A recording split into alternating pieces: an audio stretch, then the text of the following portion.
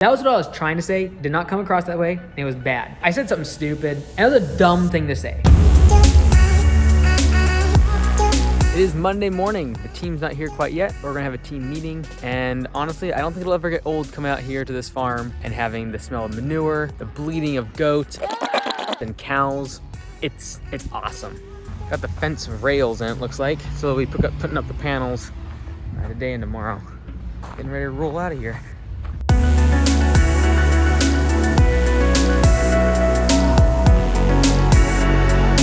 This thing popped off. That stinks.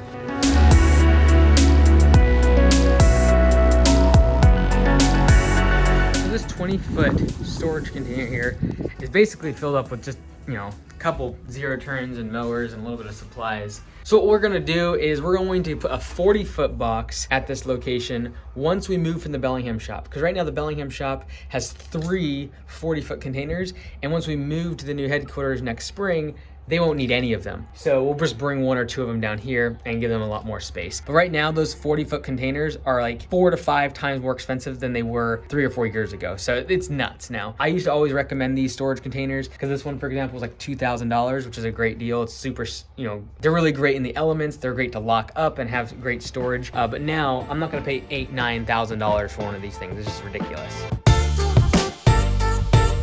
You might remember from last week when I was filling out documents for a quick claim deed. And it's basically you're switching ownership of a property from your personal entity into an LLC. And so now I gotta actually file that today with the treasurer's office down here in the county.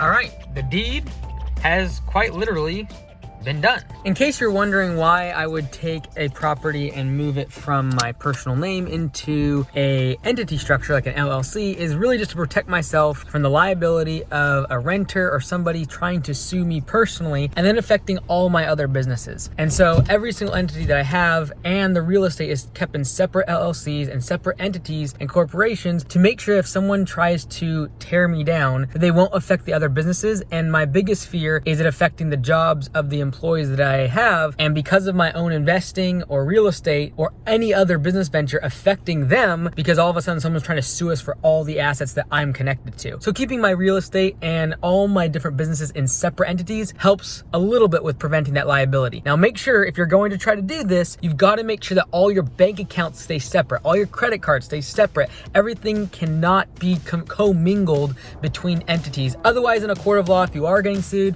they'll still be able to come after you personally because you've breached the veil of the corporation.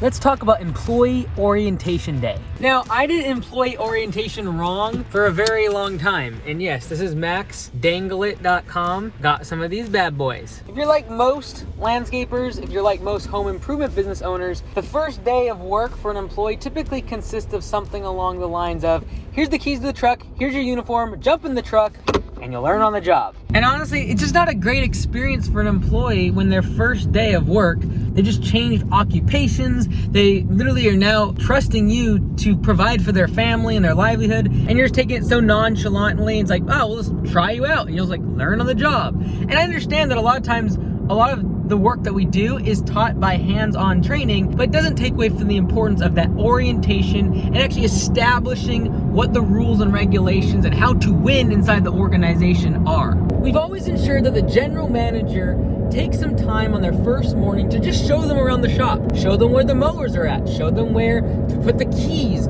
Just showing them where things are at is helpful so they don't feel awkward or strange their first few days when they don't know where anything's at. Beyond that, we also have a training guide and a manual that allows them to know exactly what tasks and skills they're going to be required to know over the first 2 weeks of them being employed. Now, the mistake I was making in the past was I left a lot of the rules, the regulations, and what was required of them in their employee handbook, which is like a 30-page document that's signed virtually, digitally. But there's definitely some core pieces of that document that they need to know, and I want them to actually sign off on in front of a general manager. So over the weekend, I actually created a 4-page document that's a kind of a summary of the employee handbook, but it's gonna actually be read with a manager and employee in person on their first day of work. And it goes over things like, what is being late? Like, what's the definition of that? How do I get ahead in my career at this company, at Augusta Nation? What is the 3F program, Franchise Fee Forgiveness Program? What is P4P? What is a yellow slip and why do we have them? These are all things that we have in that 4-page document. It's gonna be read with the manager and then sign off from the manager and the employee that it was read and comprehended. And hey, at every single section, it's gonna be like, hey, do you understand that? Do you have any questions about that? Great. The document also goes over how they can make more money outside of just pay for performance and their hourly wage. It's like, there's profit sharing, there's a $100 bonus, there's $10 bonus for an upsell, there's $50 bonuses for a new referral of a new customer, there's a $500 bonus to be able to bring a new employee into the team. These are all things that people usually figure out after like 2 or 3 months of being in a job, but if you give that information up front, it equips them to be able to be a longer tenured employee and hopefully stay on longer and get ahead more in their career because you've actually given the steps and made it very clear as to what is expected of them and how they can get ahead.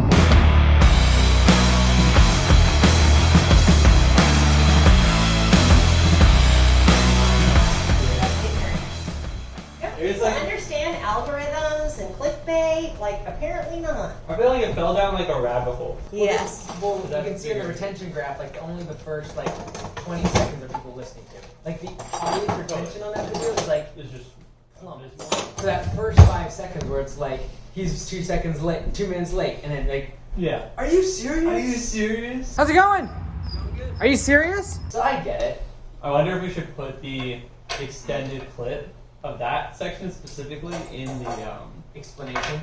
Him trying to pronounce somebody's name, Are that's you even serious? funnier. And then he's like, no, it's Cyrus. It's Cyrus. I just got a YouTube comment. I was scrolling through there, saw one that said, hey, people are really positive on this video about you, but if you go check Facebook, people are just bashing you. And so sure enough, I went to Facebook page. I never ever look at my Facebook page. And I started going through some of the comments on this video and there was like over 200,000 views and hundreds of comments and 95% of them were really, really negative about me. I wish I would have filmed what I went and did. Like I went out and talked to the guy who was late. And just like did a quick interview. I was nice to him. I was like, hey, look, if you're late, like they usually aren't gonna hire you. But and that's not people there's no way you show an interview and get everyone to love you, no matter what you say.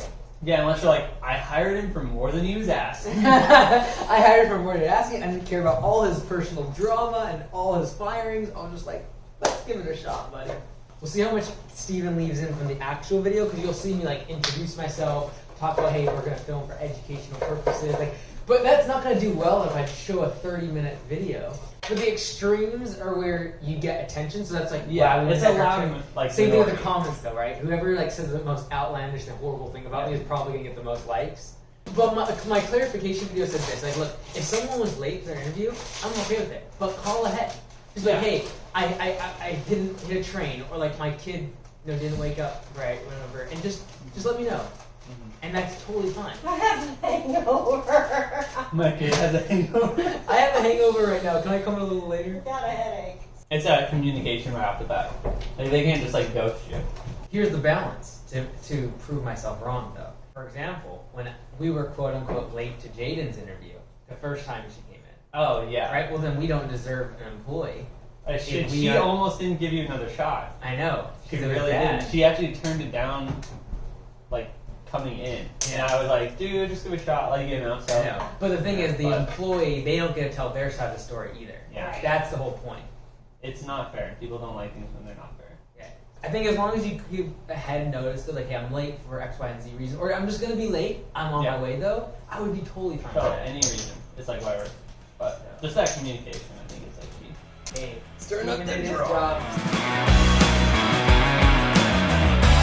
just made a video for our command center.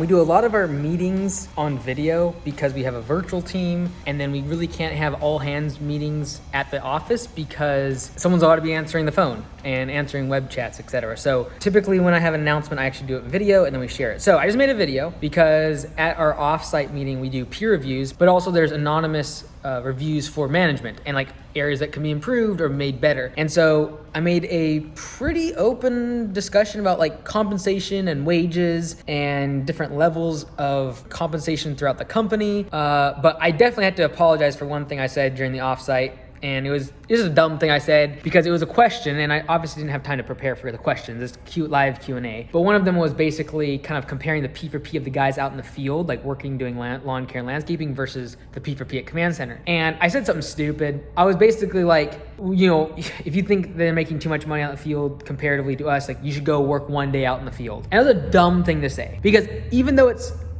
like my point was they do really hard work and they deserve every single dollar of it. And the fact that if they don't work out in the field doing actual work like lawn care and landscaping, there's no work for us to do at command center. There's no phones that are gonna ring. There's no emails. There's no estimates to be done if the work isn't getting done. That was what I was trying to say. Did not come across that way. And it was bad. So I had to apologize. It was by no means demeaning their job or saying it was less than, because honestly, if you put someone in the field in command center shoes, answering the phones, dealing with hard customers, they'd also fall flat in their face as well. So it was a misrepresentation and a bad characterization on my part. So I had to apologize for that as well.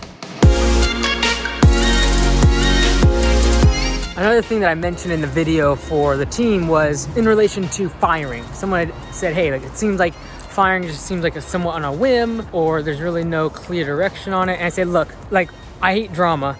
And so if someone is fired, sometimes we will let everyone know why, just so there's not all like the murmurings or like the stories of why that potentially might have happened. But then secondarily, if someone's fired and they have a whole bunch of friends and people that they've made acquaintance with at work, we also aren't gonna throw them under the bus and tell about all the things that happened and the things they did wrong and their low performance. So there's a balance, like a case-by-case basis as to whether or not all the details are shared after a firing. But I tried to make it clear, it's like, look, if you're gonna get fired, you're gonna know prior, you're gonna have meetings before, you're gonna have numbers that are shown to you, and it's not like it's some massive surprise.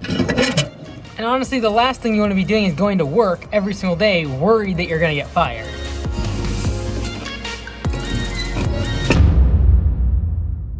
Are you videoing me eating? Yay, let's go. Oh, based upon my peer reviews, I should be not talking with my mouth full. You shouldn't. My peer reviews. Then you swallow. Zach, on my peer And then you reviews, speak. I have to chew with my mouth closed. See, by the time I'm done chewing that, I forget what I was going to say. Short-term memory loss at 26.